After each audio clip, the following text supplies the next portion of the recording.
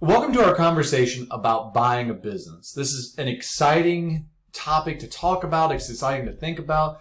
The research is really interesting. But today, on behalf of the SBDC in Toledo, I want to talk to you about buying a business and some of the considerations that you may have. Now, I'm not an attorney, and I always suggest talking to one before purchasing a business. You can find out more information by reaching out to your local SBDC. We can help with different planning aspects and even connect you with an attorney if you need one. That said, there's some general guidelines and some generalities that happen really throughout all business transactions, or I should say most business transactions when purchasing a business. If this is your first time through and you're thinking of purchasing a small business, this video is going to give you a great overview, kind of a great layout of what normally happens and some of the terminology you should be familiar with before entering into this world. So let's get started. And again, should you need more help, more assistance, reach out to your local SBDC. So what are the steps in purchasing a business? What are some of the different timelines that you might see when thinking of purchasing a business?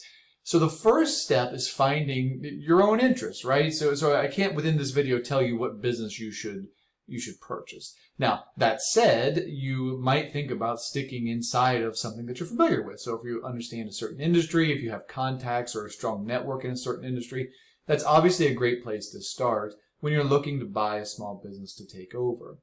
The steps are really pretty similar in many deals. And it starts off with finding your interest and having general conversations. So, you might approach the owner might approach you, you might be approached by a small business broker, or if you're considering buying a small business, you might reach out to a broker, let them know you're interested, see what type of inventory they have. However that works, the connection is made between yourself looking to buy a business and then a potential business to take on. A lot of times you'll have very general conversations. What's the business look like? How long has it been around? Where are the buildings? What are the different assets? Now with that, you'll probably move into something that's a little more detailed, and you'll likely be asked to sign a non-disclosure agreement, or they might use the term NDA. So that's fine. Again, if you're uncomfortable with it, have a lawyer look it over for you. But most of the time, that's just saying that you won't go out and talk about what you're learning as part of this process about the business. So the steps. The first step, normally, if you're interested in buying the business after talking and want to learn more, is a letter of intent. Now, this is always, or should be, a non-binding, non-legally binding letter. It's just a level of seriousness to let the seller know that you're moving forward to talk about a general price, to talk about some general guidelines and general ideas. So that letter of intent is kind of the first formalization of the deal. Now, after you have a letter of intent, most of the time you have a due diligence period. So this is where you can actually get inside the books of the business. You can talk to the managers. You can see the assets. You can visit the shop. Now, the owner's going to ask you to say or not say some things, right? Especially around the employees or the clients. But this due diligence period is when you find out exactly what it is that you're buying. You'll then, after determining that you want to move forward, if you do so, you'll sign a formal contract, and this should be reviewed by an attorney. It's worth a couple $100s to have somebody look at this, and then you'll close the deal, with the owner of the business that you're purchasing. So that's the process. That's the guideline. That's the steps. So it's typically some type of interest. You find the business you're interested in, and then you have your letter of intent to kind of formalize, the moving forward with the deal, get a price laid out. There's a due diligence period where you'll interview people from the different aspects of the business, maybe even the clients. You'll contract, and then you'll close.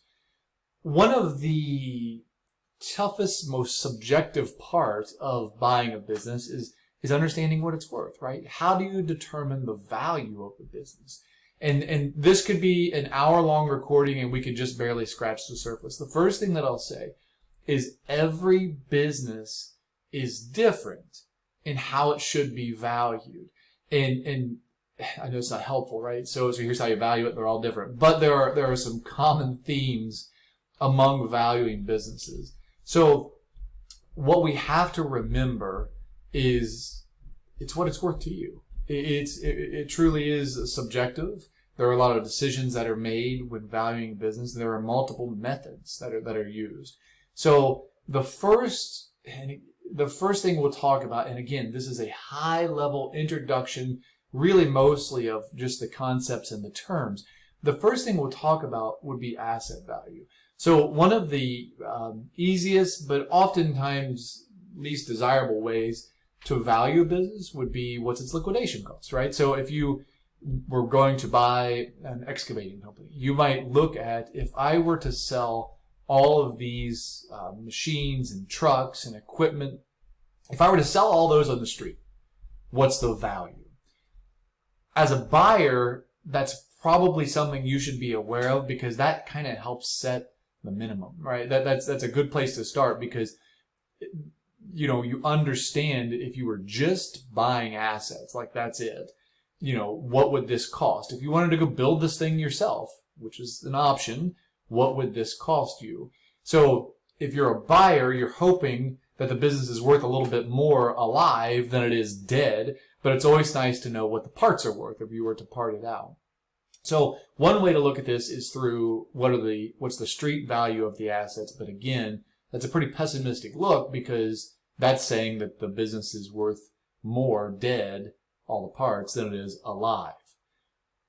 And a business that is alive typically produces profits, right? So we would look at, in most cases, something called seller's discretionary earnings. So as a small business, especially one where you're going to be working significantly in the business itself, then you would want to see, what's the seller get to take home? What is truly the income of the seller? So that may be a salary, that may be the seller's spouse's salary, that may be benefits to the seller. Sometimes you'll see a lot of these things like travel, meetings and entertainment, meals and entertainment.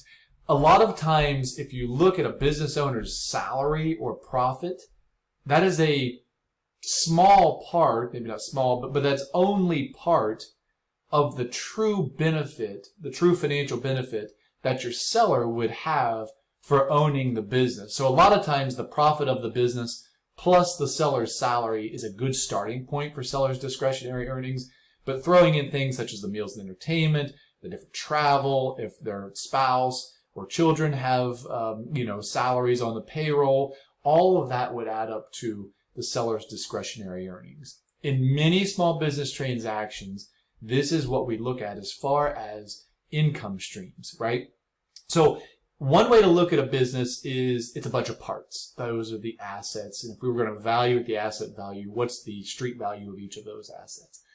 Another way to value a business is to look at seller's discretionary income as the financial benefit the operating business has to the owner. That's why you're buying it, right? You want the money that it's sending out. So a lot of business transactions take place, or businesses are valued, that's loosely used, by multiples of seller's discretionary income. Now, I'm not going to get into what are the multiples, right?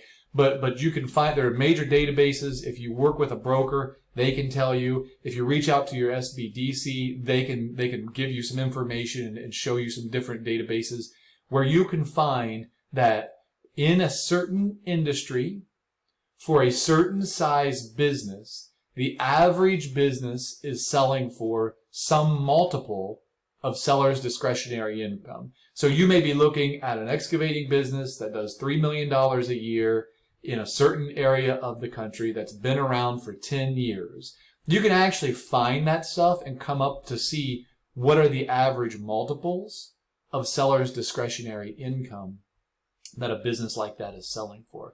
So you may find that the owner has a seller's discretionary income of $200,000 a year. Well, if you look at the data, you might find out that most of these similar businesses are selling for, let's say, 4 times seller's discretionary earnings. In that would give you some type of idea, right? As an estimated, it's an idea of an estimated value of about $800,000. If the seller's bringing home about $200,000 and the average market deal is showing about 4 times seller's discretionary earnings, you might expect to see a price of about $800,000.